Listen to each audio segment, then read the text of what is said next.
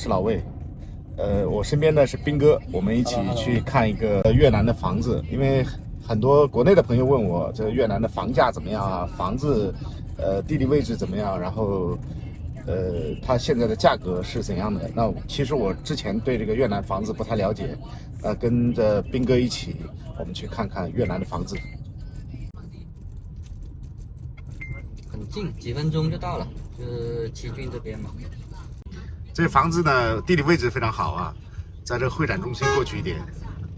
右转，会展中心右转。会展中心右转。对，近。在我的右手边呢是富美兴的地块了。富美兴是非常漂亮的，全是富人区嘛。这边的话，周边这里全是高端楼盘。是的，哇，今天的天空真漂亮。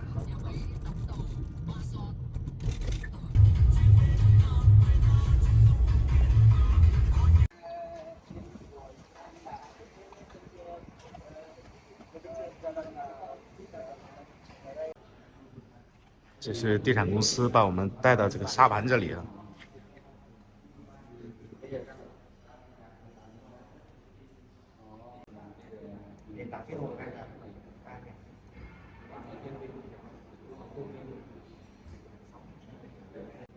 斌哥呢想在这附近投资一套房子，然后，地产中介的人呢把他带到这个售楼处，然后我们看看附近的房子，因为在越南呢，它这个发展非常迅速，然后很多房屋的价格增长非常快，啊，我们来看一看，就是哪些房子适合我们外国人投资，然后房价大概是多少。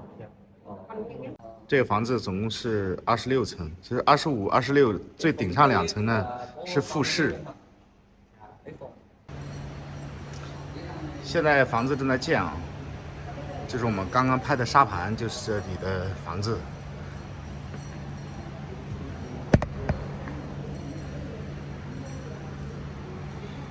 哇，地下挖了几层，至少有2层吧，目测下来至少2层作为停车场。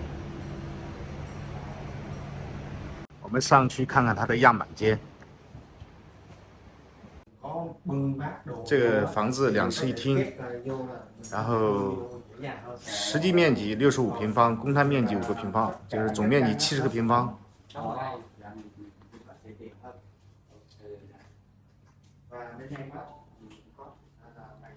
这是一个次卧，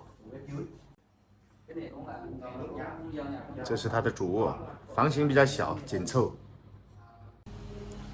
它是卧室和客厅是共用的大阳台。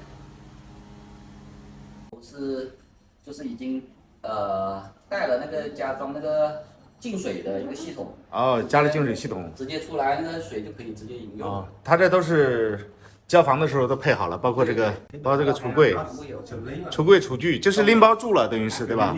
哦，这些厨具啊，交房的时候都配好吗？包不包含那些厨具啊？这个橱柜这些厨具都是全部原装，都是配有的。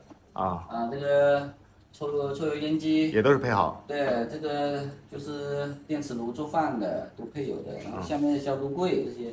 它配套也行，基本上是拎包住了，对吧？对，就是这些都是标配的嘛，标配的，交房的一个标准嘛。这里的话就是有一点不能用煤气炉，不能用明火。对，不能用明火，只能用这个电磁炉。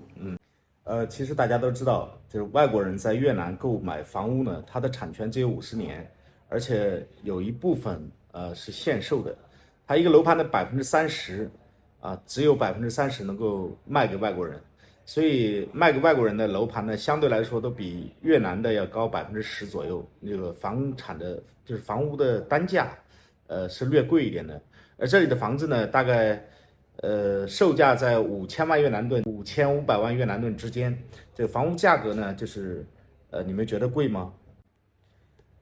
在越南呢，其实投资房产风险还是蛮大的，有一些没有建好的楼盘啊，或者说你去买一些期房，很容易就是遇到一个问题，就是这个房子烂尾之前有很多烂尾房，在我视频里也出现过，就是如果房屋烂尾的话，你只能无限期的等待，其实没有特别好的维权的渠道。然后那个你只能等着期盼他把房屋尽早的建好，然后你能够拿到房子啊。但是随着越南经济的发展呢，现在热钱都涌到越南来了，然后很多越南房地产的价格，很多楼盘的价格都在一路往上涨。现在越南的烂尾的楼盘呢，基本上也都是有人接盘了啊，也都有人继续在开发。其实它还是有很高的商业价值的啊。随着越南经济的发展呢，房地产的价格肯定是一路往上走，然后价格会越来越高，就像早些年的中国一样的，它是这样一个发展规律。那越南，我相信越南呢今后也能控制好房屋的价格，因为越南和中国不同的是，越南的对这个公寓的需求量没有中国这么高啊，这是一方面。另一方面呢，它对外国人限售，所以越南很难把这个价格炒上来，把这个价格炒得很高。越南的公寓呢，就是对越南人来讲是永久产权啊，对外国人来讲是50年产权。那50年以后会怎么样？目前还没有一个明确的政策出来。那这个也就是说，50年以后你可以把它卖掉，或者卖给越南人。那越南人买了你这个房子以后，他也是永久产权的。但是对于外国人来讲，你这个50年产权再卖是不是50年产权，我还不知道啊。有知道的朋友可以给我说一下。也就是说你的这个产权，比如说这个，你买了一套公寓50年产权，那已经有40年了，你再卖给别人，那是不是对别的外国人来讲只有10年产权了，还是继续有一个50年产权？这个现在我也不知道，不太清楚啊。如果您知道的话，您在这个下方给我留个言。如果对标国内1线城市的价格的话，这边的房地产的价格应该是比较便宜的。当然也有人会说了，那越南的 GDP 可能没有国内的某一个省的 GDP 高。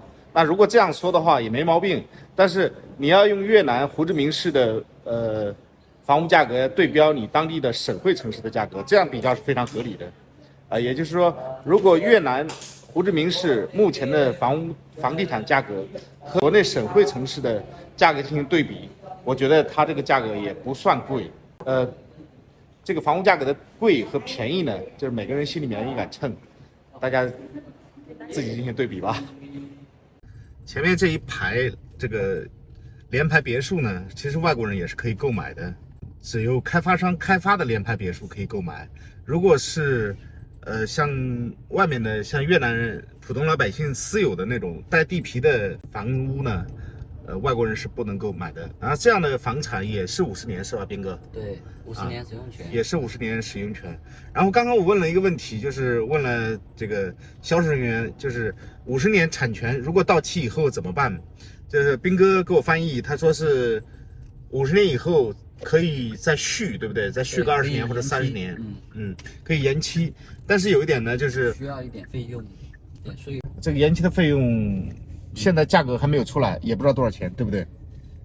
对，但是就说这个是还没有具体的规定嘛，因为越南现在也是从15年以后才是他才开放外国人买房嘛，所以说他这个很多法律的一些条文具体的他还没有那么细，甚至更别说这个50年以后的这个事情了。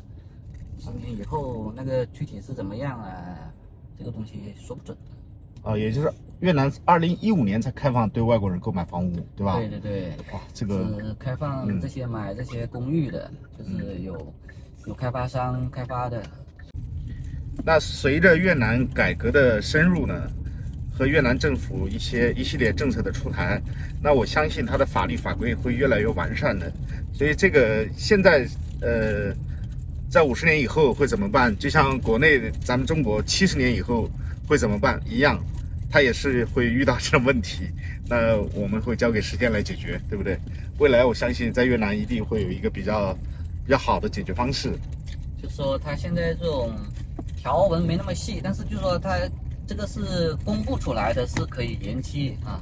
50年以后你可以延期20年或者30年，需要交一小部分的这个相当于延期费嘛，就是交给政府的一些税费，大概是这个意思。